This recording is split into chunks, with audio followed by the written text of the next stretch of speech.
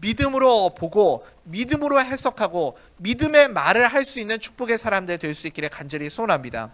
내 입에서 나오는 말을 통해서 생명을 살리고 힘을 주고 위로를 주고 격려하고 축복하는 하나님의 사람이 될 수 있기를 간절히 소원합니다. 이스라엘 백성들이 이제 가나안 땅에 정탐꾼을 보낸 사건 계속해서 함께 나누고 있습니다.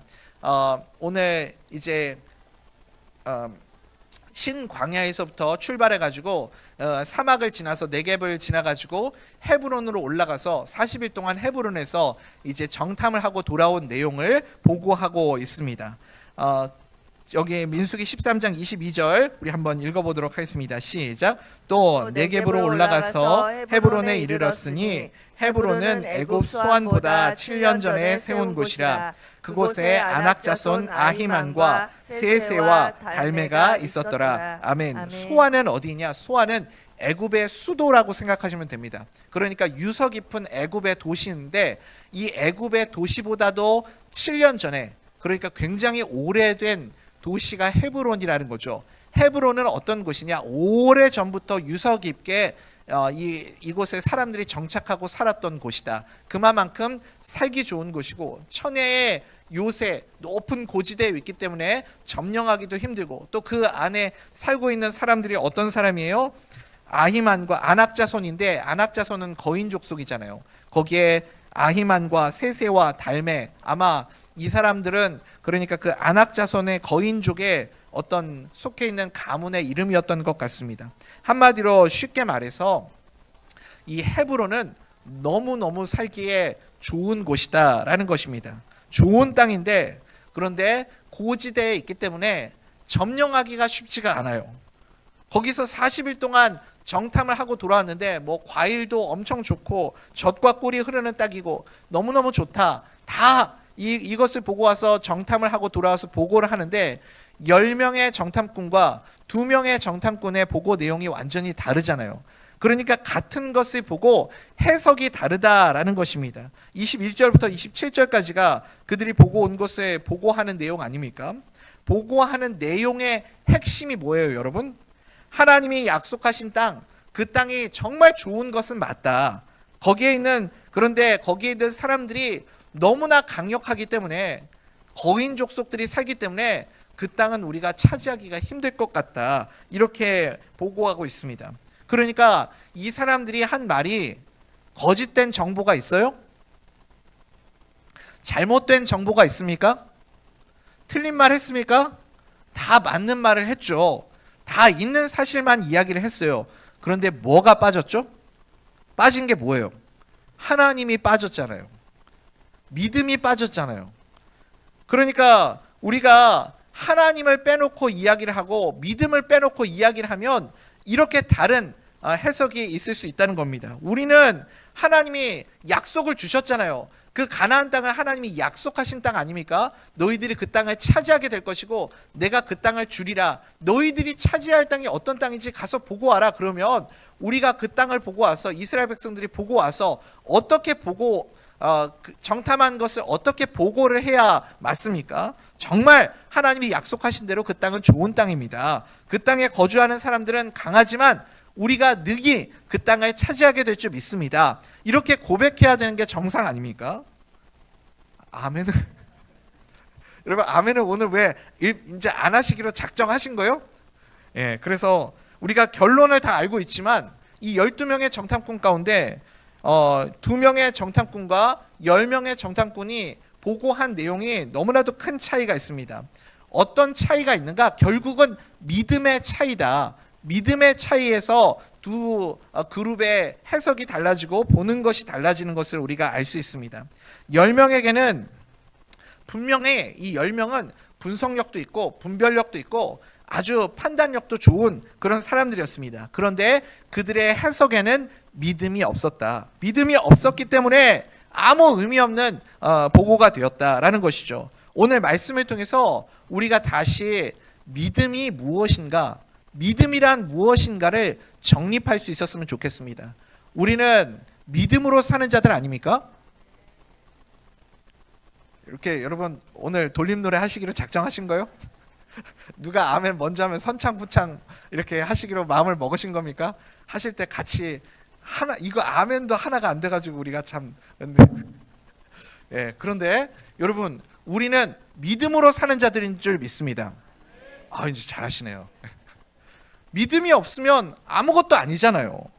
그래서 믿음이 무엇인가? 아니 교회 다니시는 분들이 예수 믿는 사람들이 믿음이 뭐예요? 물어보면 대답할 수 있어야 될 거 아닙니까?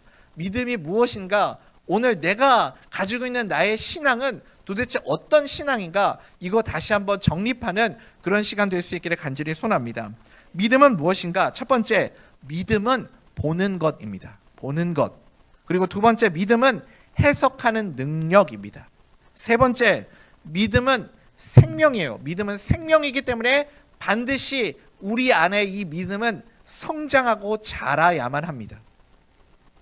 왜냐하면 아무리 작은 믿음이라도 믿음의 사이즈가 중요한 게 아니라 내 안에 있는 믿음이 진짜면 이 믿음은 생명이기 때문에 점점 성장해야만 합니다. 살아있기 때문에 오늘 말씀을 통해서 믿음이란 무엇인가 이 세 가지를 다시 한번 정립하고 확인하는 그런 은혜의 시간 될 수 있기를 간절히 소원합니다. 차례대로 한번 살펴보겠습니다. 첫 번째, 믿음은 뭐라고요? 보는 것이다. 믿음은 보는 거래요. 무엇을 보는 것인가? 크신 하나님을 보는 것입니다.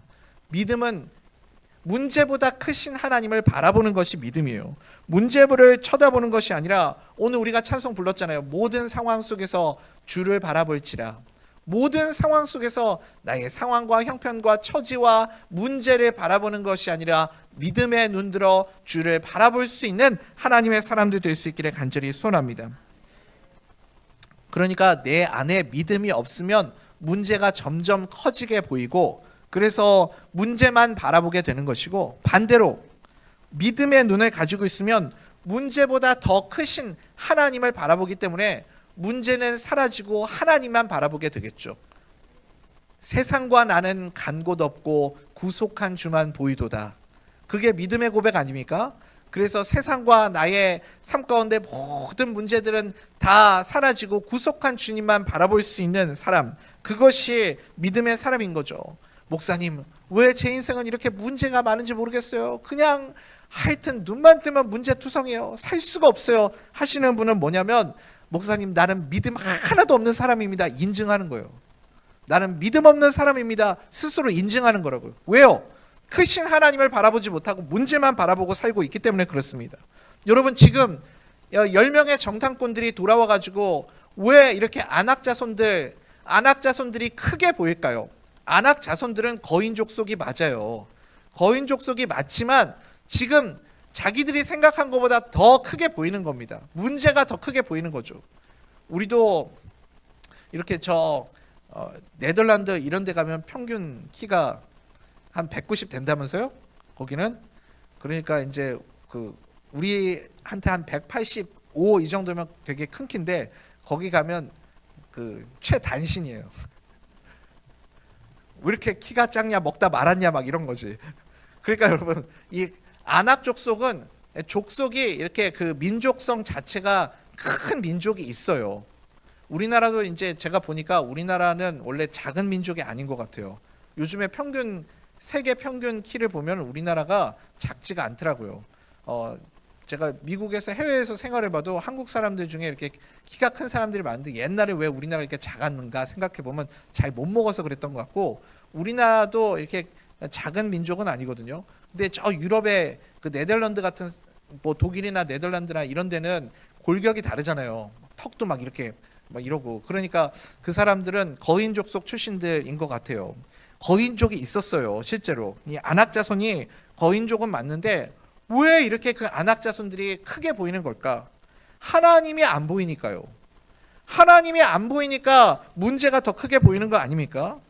믿음이 없으니까 문제만 보이고 또 거기에다가 믿음이 없으니까 상대적으로 안악자손들 바라봤다가 나를 바라보니까 너무 초라하고 비참한 거예요.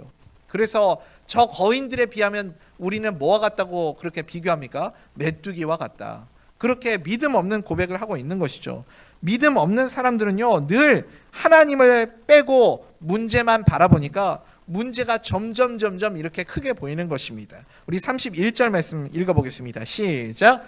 그와 함께 올라갔던 사람들은 이르되 우리는 능히 올라가서 그 백성을 치지 못하리라. 그들은 우리보다 강하니라 하고. 아멘. 이런 믿음 없는 말들을 한다는 겁니다. 분석은 너무 잘해요. 판단력은 좋아요. 그런데 그 분석 안에 뭐가 없어요? 하나님이 없습니다. 하나님이 없으면 그 말은 아무 힘이 없고 아무 능력이 없는 것이죠. 그러니까 문제만 점점 더 크게 보이게 되는 것이죠. 반면에 여기서 갈렙이 등장하지 않습니까? 갈렙이 나와가지고 뭐라고 막 떠들고 이렇게 사람들이 걱정하고 염려하고 두려워하고 그러고 있을 때 사람들을 잠잠히 시키고 조용히 해라, 입 다물어라 하고서는 갈렙이 뭐라고 말합니까? 문제보다 더 크신 하나님을 바라보고 있잖아요. 문제보다 더 크신 하나님을 믿음으로 바라보고 있습니다. 우리 30절 말씀 읽어봅시다. 시작. 갈렙이 모세 앞에서 백성을 조용하게 하고 이르되 우리가 곧 올라가서 그 땅을 취하자. 능히 이기리라 하나. 아멘. 여러분, 우리가 맨날 고백하는 거 아니에요? 하나님이 함께 하시면 여러분 정말 그렇게 믿으세요? 하나님이 함께 하시면 능히 이길 수 있다. 이것이 갈렙의 고백입니다. 문제보다 크신 하나님을 믿음으로 바라보고 있는 것 아닙니까? 그러므로 똑같은 것을 본다고 하더라도 믿음이 들어가 있으면 믿음의 말을 할 수 있습니다. 똑같은 상황인데 똑같은 입장인데 믿음을 가진 사람은 언제나 믿음의 말을 한다는 거예요. 믿음이 없으면 어떤 말만 하냐? 맞는 말만 하는 거예요. 맞는 말만. 그러니까 가끔 저한테 그런 얘기 하시는 분이 있어요. 목사님, 저는 없는 말은 안 합니다. 제가 어디서 틀린 말 한 적 있습니까? 저는 맞는 말만 합니다. 이렇게 얘기하시는 분이 있거든요. 좀 너무 얄밉게 얘기했나요, 제가? 여러분, 우리 예수 믿는 사람들은요, 그리스도인들은 어떤 사람이냐면 여러분 꼭 기억하십시오. 예수 믿는 사람은 맞는 말 하는 게 아니에요. 없는 말 하는 사람, 없는 말 안 하고 맞는 말만 하는 게 예수 믿는 사람이 아니라 믿음의 말을 하는 사람이 예수님의 사람인 줄 믿습니다. 믿음의 말을 할 수 있어야 되겠죠. 믿음의 말을 해야 다른 사람에게 생명을 주고 희망을 주고 힘을 주고 능력을 주고 위로하고 격려하고 축복하는 사람이 되는 것 아니겠습니까? 목사님, 맨날 제가 어디서 틀린 말을 안 합니다. 저는 없는 소리는 안 한다니까요. 하면서요, 뭐 이 사람은 저게 문제고 저 사람은 저게 문제고 그냥 뭐 이렇게 판단하고 평가하고 비판하고 그러지 않습니까? 그런데 그런 말이 과연 다른 사람을 살려내느냐는 거예요. 힘을 주냐는 거예요. 오늘 지금 10명의 정탐꾼이 와서 이 정탐꾼들이 틀린 말은 안 했어요. 다 맞는 말 했습니다. 근데 이 말 듣고 다 낙심하고 절망하고 실망하고 좌절하고 그러잖아요. 이게 무슨 의미가 있느냐는 거죠. 에디슨의 엄마는 참 훌륭한 엄마라는 생각이 듭니다. 에디슨이 유명한 발명가가 될 때 이 에디슨의 엄마가 없었으면 이런 훌륭한 인재가 나올 수 없었겠죠. 원래요, 여러분 그거 아세요? 천재들은요 다 주의력 결핍증을 가지고 있어요. 제가 만나본 천재들은 다 집중력이 없어요. 왜 그런지 아세요? 너무 똑똑하니까 그 아이들은 그냥 한 가지를 들으면 10가지를 그 한 가지를 들으면서 통달을 해버리는 거예요. 그러니 다른 아이들 수준에 맞춰가지고 일을 가르치기 위해서 학교에서는 여러 수준을 가진 아이들이 있으니까 이 일 하나를 가르치기 위해서 일을 10개로 쪼개서 10분의 1, 10분의 2, 10분의 3 이렇게 해서 이 일을 가르쳐 주잖아요. 그런데 이 천재들은요, 일을 들으면 10가지 깨우쳐 버린다니까요. 그러니 선생님이 하는 얘기가 얼마나 지루하고 재미없고 답답하고 그러겠어요. 그래서 학교에서 얘가 집중도 못하고 적응도 못하고 막 이렇게 딴 생각하고 딴짓하고 이런 모습이 있었던 것이죠. 선생님이 학교에다가 편지를 보냈습니다. 뭐라고 편지를 보냈냐면, 당신의 아들이 수업에 집중을 못합니다. 학교에 적응하지 못하고 다른 친구들하고도 어울리지 못합니다. 이 아이는 학교에 적합한 학생이 아닙니다. 그래서 더 이상 학교에 보내지 마시고 집에서 이 아이를 가르치십시오. 이렇게 편지를 퇴학 통지서를 보낸 거예요. 엄마가 얼마나 마음이 아팠겠습니까? 가슴이 메어지죠. 그런데 에디슨이 물어보는 거예요. 엄마, 학교에서 편지가 왔던데 무슨 내용이에요? 엄마가 에디슨 앞에서 편지를 읽어주는데 믿음의 말을 하는 거예요. 믿음의 말. 이게 중요하다니까요. 엄마는 믿음의 말을 할 수 있어야 됩니다. 엄마는 없는 소리는 안 한다 얘야 하면서 또 그러면 안 된다고요. 뭐라고 읽어주냐면 당신의 아들은 천재입니다. 우리 학교 수준이 당신의 아들을 가르칠 능력이 안 됩니다. 그러니 저희들은 당신의 아이를 가르칠 수 없으니 가정에서 이 아이를 가르쳐 주십시오. 이렇게 엄마가 읽어준 거예요. 에디슨은 누구의 말을 믿었을까요? 엄마의 말을 믿은 거죠. 엄마가 에디슨에게 믿음의 말을 해준 거라고요. 여러분, 믿음이 들어가면 똑같은 것도 보는 눈이 달라지게 될 줄 믿습니다. 살리는 말, 생명의 말, 소망을 주는 믿음의 말을 하는 하나님의 사람들 되시기를 간절히 소원합니다. 그러니까 우리는 언제나 믿음의 말을 할 수 있어야 돼요. 지난번에 어느 집사님 가정 이렇게 신방을 갔는데 성가대를 요즘에 안 하시더라고요. 집사님 요즘에 왜 성가대를 안 해요? 그냥 지휘자님이 목소리가 제 목소리가 튄대요. 제가 그래서 그 얘기를 했어요. 목소리가 튀는 게 아니라 빛깔이 좋은 겁니다. 빛깔이 좋아서 그래요. 너무 빛깔이 선명하니까 튀는 것처럼 보이지만 사실은 빛깔이 좋은 거죠. 여러분, 믿음의 말을 할 수 있어야 된다니까요. 어떤 사람이 말이 많잖아요. 너는 왜 이렇게 말이 많니? 그렇게 얘기하지 마시고요. 뭐라고 해야 되겠어요? 너는 정말 표현력이 풍부하구나. 이렇게도 얘기했다가 저렇게도 얘기했다가 참 다양하게 표현할 줄 아는구나. 그렇게 믿음의 말을 하셔야 된다니까요. 믿음의 말. 산만한 사람 있잖아요. 여러분들 자녀가 막 산만하고 정신없고 막 그러면 에디슨 엄마처럼 얘기해야 될 거 아니에요.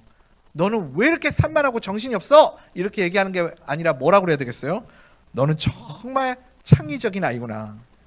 그렇게 표현할 수 있어야 되겠죠. 그게 뭐예요? 그게 믿음의 말이라는 거예요. 말을 안 들으면 말 안 듣는 사람 있잖아요. 진짜 저 사람 징그럽게 고집 세다고 황소 심줄 고집이라고 고집불통이라고 그렇게 얘기하는 게 아니라 뭐라고 얘기해야 되겠어요? 저분은 정말 주관이 강하신 분이셔. 참 주관적이신 분이셔. 이렇게 이야기를 할 수 있어야 되겠죠. 그게 믿음으로 말을 하는 사람입니다. 그러니까요, 말을 잘하는 사람은 어떤 사람이냐면 말을 많이 하는 사람이 아니라 믿음으로 말할 수 있는 사람이에요. 믿음으로 말할 수 있는 사람. 여러분 이제 또 아멘 안 하시기로 작정하셨어요? 그냥 수다 잘 떤다고 목사님 저는요 카페에 앉아가지고 6시간 7시간 밥도 안 먹고 그냥 막 떠들고 못다한 얘기는 집에 가서 2시간 동안 전화통화 또 할 수 있어요. 그게 말을 잘하는 사람이 아니고, 누가 말을 잘하는 사람이냐면 그 말 속에 그 대화 안에 믿음이 들어가 있느냐 없느냐가 말을 잘하는 사람이라는 거예요. 그게 중요한 거겠죠. 그리고 믿음의 말을 잘 하기 위해서 필요한 것 중에 한 가지가 무엇이냐면 경청입니다. 잘 들어주는 것. 그게 믿음의 말을 잘하는 사람이에요. 믿음은 들음에서 난다고 하지 않습니까? 똑같은 원리예요. 우리의 믿음도 하나님의 말씀을 들음에서 믿음이 생겨나기 때문에, 그래서 내가 저 사람을 믿어주고 신뢰하고 저 사람에게 믿음을 주겠다라는 것은 무엇이냐면 그 사람이 하는 이야기를 내가 경청해 주는 것입니다. 잘 들어주고 집중해 주는 것. 그게 여러분 대화를 잘 하는 사람이고 믿음의 말을 잘 하는 사람이라는 거죠. 결국 여호수아와 갈렙만 믿음의 말을 했죠. 여호수아와 갈렙만 믿음을 가지고 그의 대화 속에 믿음이 들어가 있는 사람이었고, 나머지 10명은 그 사람들은 자기네 나름으로는 굉장히 분석을 잘하고 아주 냉철한 판단을 했다고 생각하지만 그 안에는 믿음이 없기 때문에 그걸 뭐라고 하냐면 그냥 수다라고 하는 거예요. 수다. 아무 쓸데없는, 영향력 없는, 영양가 없는 대화가 되었을 뿐이라는 겁니다. 떠들 뿐이고 영양가가 없는 게 아니죠. 오히려 공동체를 파괴하고 넘어뜨리는 말을 했습니다. 사랑하는 우리 대전명석교 성도님들, 우리는 언제나 믿음의 말을 하는 저와 우리 모두가 될 수 있기를 간절히 소원합니다. 믿음의 말을 하는 것이 중요하죠. 두 번째, 믿음은 무엇인가? 믿음으로 해석할 수 있는 것이 믿음입니다. 해석의 그러니까 상황을 판단하는 해석의 능력이 믿음이라는 거예요. 본 것을 가지고 이제 믿음은 첫 번째 보는 것이고 두 번째가 해석인데, 내가 본 것을 가지고 해석할 수 있어야 되지 않겠습니까? 그래서 믿음으로 해석을 하면 기대가 생깁니다. 믿음이 빠진 해석을 하면 절망을 하게 되지만 믿음으로 해석을 하면 다른 사람에게 소망을 주고 기대를 갖게 만듭니다. 믿음 여부에 따라서 그래서 이스라엘의 미래가 바뀌죠. 광야가 될 수도 있고 가나안 땅이 될 수도 있는 것 아니겠습니까? 그러니까 언제나 해석할 때 그 해석 속에 믿음을 집어넣는 것이 중요합니다. 히브리서 4장 2절에도 보면 우리가 말씀을 들었는데 유익이 되지 못한다 이런 말씀이 있어요. 말씀을 들어도 하나도 나에게 유익이 되지 않을 때, 그때가 언제죠? 듣는 자가 그 말씀을 들었는데 그 들은 말씀을 내 믿음과 연결시키지 못하면 하나님의 말씀을 백날 들어도, 예배에 백날 나와서 설교를 들어도 아무 유익이 되지 못한다라는 것입니다. 말씀을 듣고 그 말씀 안에 우리가 믿음을 섞어야, 그래야 콘크리트처럼 단단하고 굳건한 믿음의 사람이 될 수 있는데, 하나님의 말씀을 백날 들어도 믿음이 섞여 들어가지 않으면 그냥 뭉쳐진 흙덩어리처럼 시간이 지나면 부서져 사라져버리게 된다라는 겁니다. 히브리서 11장 6절에 우리 잘 아는 말씀 뭡니까? 믿음이 없이는 하나님을 기쁘시게 못하나니. 믿음이 없으면 하나님을 기쁘게 할 수 없습니다.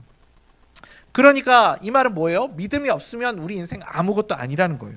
믿음으로 보고 믿음으로 해석하고, 그래서 언제나 믿음으로 말할 수 있는 그런 축복의 사람들 될 수 있기를 간절히 소원합니다. 그러면 언제나 하나님께서 우리를 생명의 길로, 승리의 길로 인도해 주실 줄 믿습니다.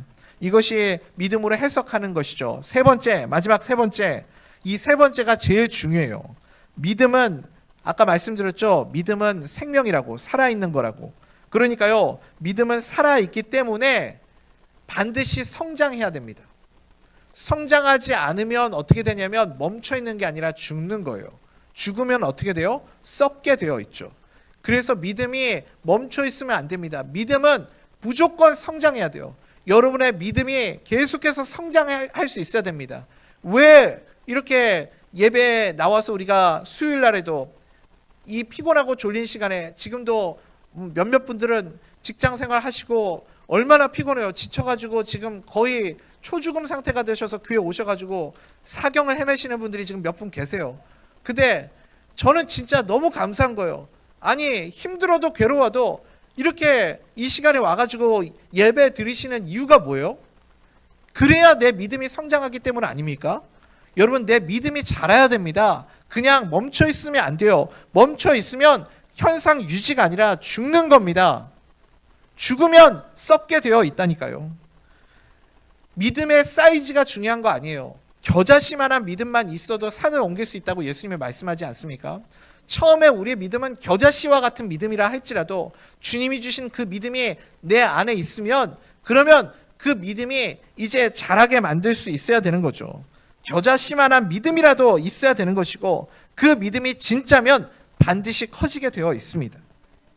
그래서 우리가 이렇게 날마다 나와서 말씀을 듣고 예배를 드려야 됩니다.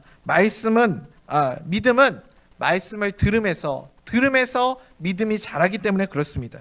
그 다음에 내 믿음을 이제 키우려면 어떻게 되냐면, 말씀 듣고 끝나면 안 되고 내 삶에 적용을 해야 돼요. 순종이 있어야 됩니다. 믿음의 순종이 있을 때, 그럴 때 우리의 믿음이 성장하게 될 줄 믿습니다.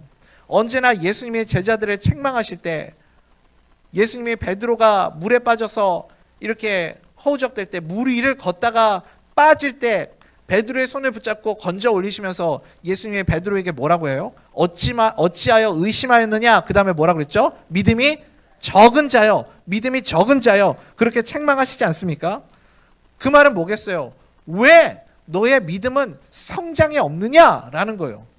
믿음이 있어요. 믿음이 없는 사람은 아닙니다. 믿으니까 물 위를 걸었죠. 그런데 성장이 없잖아요. 왜 너는 의심하고 믿음의 성장을 이루지 못하였느냐? 예수님이 책망하십니다. 언제나 제자들이 불순종할 때, 하나님의 말씀을 순종하지 못할 때, 그때 예수님께서 그렇게 책망하시지 않습니까? 순종하면 믿음은 자라게 되어 있습니다. 그런데 순종이 없으니까 성장도 없는 것이죠. 야고보서 2장 17절에도 뭐라고 말씀합니까? 행함이 없는 믿음은 그 자체가 죽은 것이다. 행함이 없는 믿음은 죽은 것이다. 그렇게 말씀합니다. 그러니까 죽은 믿음은요, 그냥 가만히 내버려 두면 썩게 되어 있습니다. 썩어서 여러분 이제 그 명절 때 우리가 과일 이렇게 많이 받잖아요. 복숭아는 철 지났나요 이제? 복숭아 안 나오나요? 사과도 받고 뭐 이런저런 과일 받았는데 많이 받아가지고 겨울에 보통 이제 그 귤이 그렇죠. 귤 며칠 놔두면 곰팡이 생기잖아요. 박스 안에서 곰팡이 생긴 거 본 적 있으세요? 보통 여러분들은 그럴 새가 어디 있어요? 곰팡이 생길 새가. 옛날에 강호동이 그랬다면서요. 엄마가 강호동에 고등학생 때 이렇게 소파에 누워가지고 텔레비전 보고 있으면 엄마가 귤 박스를 이렇게 사오면 귤 박스를 소파 밑에다가 이렇게 놓으면 귤 까서 먹고 박스 안에다가 껍질 집어넣고 까먹고 그 껍질 집어넣고 그러면서 한참 텔레비전을 보고 있는데 엄마가 지금 잠깐 밖에 나갔다 들어온 사이에 이렇게 했는데 귤이 하나도 없더래요. 그래서 엄청나게 혼났다는 얘기를 들은 기억이 있습니다. 귤이 이렇게 귤 박스도 베란다 같은 데 놔뒀는데 시간이 지나면 이 곰팡이가 생기죠. 썩어서 곰팡이가 생기면 그러면 그 한 개만 버리는 게 아니라 시간이 지나면 어떻게 돼요? 곰팡이가 다 퍼져서 다 버리게 만들잖아요. 그러니까 죽은 믿음은 한 사람만 썩는 것이 아니라 그 썩은 것이 공동체 전체에 퍼져서 악영향을 미치게 된다는 겁니다. 그게 무서운 거죠. 죽은 믿음은 그래서 위험한 거예요. 여러분, 이 말씀을 우리가 두렵고 떨리는 마음으로 받아야 됩니다. 믿음이 없으면요, 믿음이 없는 상태에 머물러 있는 것이 아니라 죽은 믿음이 되고요. 죽은 믿음이 되면 반드시 썩게 되어 있습니다. 교회도 똑같습니다. 여러분들 교회에서 제일 위험한 분이 어떤 분인 줄 아십니까? 오래 다녔는데 믿음이 자라지 않는 분이에요. 교회 오래 출석하셨는데 믿음의 성장이 없는 분이요. 그러면 그 믿음은 결국은 죽은 믿음이 되는 것이고 썩은 믿음이 됩니다. 그래서 안티가 되고요. 교회를 힘들게 하는 사람이 되는 겁니다. 민수기 13장 32절 말씀 우리 한번 읽어볼까요? 시작. 이스라엘 자손 앞에서 그 정탐한 땅을 악평하여 이르되 우리가 두루 다니며 정탐한 땅은 그 거주민을 삼키는 땅이요 거기서 본 모든 백성은 신장이 장대한 자들이며 악평을 한대요. 악평. 그들이 썩은 믿음을 가지니까 어떻게 돼요? 악평을 하기 시작하고 공동체 전체에 그 썩은 곰팡이가 퍼져나가기 시작하는 것을 볼 수 있습니다. 33절에도 그들이 뭐라 그럽니까? 우리가 그들에 비하면 메뚜기와 같다. 이렇게 절망을 주는 말, 낙심하게 하는 말들을 합니다. 그래서 여러분 믿음이 없으면 죽은 믿음이기 때문에 그냥 멈춰 있는 것이 아니라 공동체 전체를 다 썩게 만들고 악평으로 가고 나중에는 그 사람이 안티가 되는 겁니다. 안티를 빌립보서 3장 18절에서 뭐라고 해요? 십자가의 원수라고 하잖아요. 십자가의 원수. 그래서 안티가 우리가 생각할 때는 교회 안티가 교회 밖에서 저 이슬람이나 아니면 불교나 이런 다른 곳에서 나온다고 생각하는데 여러분 교회 안티들 보면 다 교회 출신들이에요. 원래 신앙이 있던 사람들이 신앙을 버리고 떠나서 안티가 되는 겁니다. 교회에서 믿음이 없으면 악평하다가 나중에 안티가 되는 거예요. 얼마나 무섭습니까? 그러므로 우리가 힘써 행해야 할 일이 무엇입니까? 믿음을 심는 자가 되십시오. 믿음을 심어야 되겠죠. 믿음은 어디에서 난다고요? 들음에서 난다. 그래서 하나님의 말씀을 여러분 예배 열심히 나와서 예배 드리시고 그리고 말씀을 들었으면 듣고 끝나면 안 되고 들은 다음에는 반드시 내 삶 가운데 말씀에 대한 순종이 있어야 되는 겁니다. 믿을 때 하나님의 은혜가 풍성해지고 우리의 삶에 구원의 역사가 나타나게 됩니다. 여러분 잊지 마십시오. 차이는 어디에서 항상 나타납니까? 믿음에서 납니다. 그리고 믿음은 멈춰 있으면 안 된다고 그랬죠? 점점 자라가야 됩니다. 우리 오늘 이 자리에 계신 우리 성도님들부터 우리가 그 믿음을 키워가는 자들이 되기를 간절히 소원합니다. 그래서 교회의 모든 사역들도 항상 우리가 그렇잖아요. 어떤 사역이든지 예배가 있고 말씀을 듣는 시간이 있습니다. 왜 그러냐면 들음에서 믿음이 나고 그 다음에 말씀을 듣고 나서 사역하고 헌신하고 순종해야 믿음이 자라기 때문에 그렇습니다. 들을 때 생명이 싹트고 또 그 다음에 사역이 있어야 믿음도 자라게 되는 것이죠. 그런데 말씀 없이 믿음이 싹트기 전에 섬기고 사역하고 헌신하면 애초에 생명 자체가 그 안에 없으니까 자라갈 수도 없는 거죠. 그래서 여러분 그 우리 선교사님 파송 나가 있는 선교사님들이 다 지금 이슬람권에 있는데 우리 한 분 선교사님은 또 공산 국가에 있지 않습니까?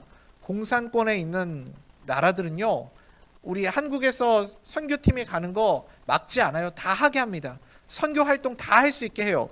뭐 봉사 활동, 구제 활동, 좋은 일 다 할 수 있습니다. 우리가 가가지고요, 뭐 의료 봉사도 할 수 있고요, 미용 봉사도 할 수 있고요, 태권도도 가르쳐 줄 수 있고 할 수 있는 거 많아요. 그런데 딱 한 가지만 못하게 합니다. 공산국가에서는 하지 못하게 하는 게 뭐예요? 예배 못 드리게 해요. 예배만 막아요. 왜 그럴까요? 예배를 못 드리게 막아야 믿음이 생기지 않기 때문에 그렇습니다. 그것만 못하게 하는 거예요. 나머지는 얼마든지 하라는 겁니다. 예배를 막아요. 그런데 여러분, 예배를 드려야 말씀이 심겨지고, 말씀이 심겨져야 믿음이 자라가는 것 아니겠습니까? 그 믿음이 공동체 전체를 변화시키는 힘이 있기 때문에 그렇습니다. 그래서 여러분, 믿음을 심으려면 언제나 말씀에서부터 시작돼야 됩니다. 결론은 무엇이냐? 믿음이 있으면 이스라엘 백성들이 가나안 땅에 들어가는 것이고, 믿음이 없으면 광야로 나아가게 되는 것이죠. 차이점은 언제나 믿음에 있습니다. 믿음이 없었기 때문에 이스라엘 백성들, 출애굽한 이스라엘 백성들 1세대들이 다 광야에서 죽잖아요. 그렇죠, 여러분? 여호수아와 갈렙 두 사람 빼고 200만에 넘는 그 수많은 이스라엘 백성들이 광야에서 다 죽습니다. 왜 죽는지 아세요? 이스라엘 백성들이 그들이 왜 거기서 죽었는지 아십니까? 그들은 믿음이 없기 때문에, 다른 말로 하면 믿음이 죽었기 때문이에요. 믿음이 죽었기 때문에 그들은 하나님이 약속하신 약속의 땅에 들어갈 수가 없어요. 그래서 그들은 광야에서 다 죽은 거예요. 하나님이 그래서 그 다음 세대들, 이 세대들에게는 신명기 말씀을 통해서 그들에게 믿음을 심겨주시잖아요. 하나님이 신명기 말씀을 통해서 그들에게 믿음을 주시고 그 믿음을 가지고 약속의 땅으로 들어가게 만드시지 않습니까? 그래서 우리가요, 언제나 믿음이 중요하다. 믿음으로 살아가는 하나님의 백성들 다 될 수 있기를 주님의 이름으로 간절히 소원합니다. 이제 말씀 맺겠습니다. 여러분, 믿음이 무엇입니까? 믿음이란 무엇입니까? 세 가지 우리가 함께 나눴죠? 다 잊어버렸어요? 믿음은 보는 것이다. 믿음은 해석하는 것이다. 믿음은 자라나는 것이다. 여러분, 이 세 가지를 꼭 붙잡고 믿음의 눈으로 바라보면서 믿음의 말을 할 수 있고, 그리고 사람의 생각이나 마귀가 주는 생각이 아니라 믿음으로 생각하고 믿음으로 해석할 수 있는 하나님의 사람이 되시기 바랍니다. 마지막으로 우리에게 주신 하나님의 믿음, 그 겨자씨와 같은 작은 믿음이라도 그 믿음이 진짜 믿음이라면 생명이기 때문에 믿음이 멈춰 있지 마시고 정체되어 있지 마시고 믿음을 성장시키십시오. 하나님이 때로는 우리에게 고난을 주시고 훈련을 주시고 시련을 주시는 이유가 무엇입니까? 그때 믿음 자라게 하라고요. 그때 그 시간들을 통해서 내 믿음이 더 깊어지고 넓어지게 만드시는 거죠. 왜요? 안 그러면 죽으니까요. 안 그러면 썩으니까요.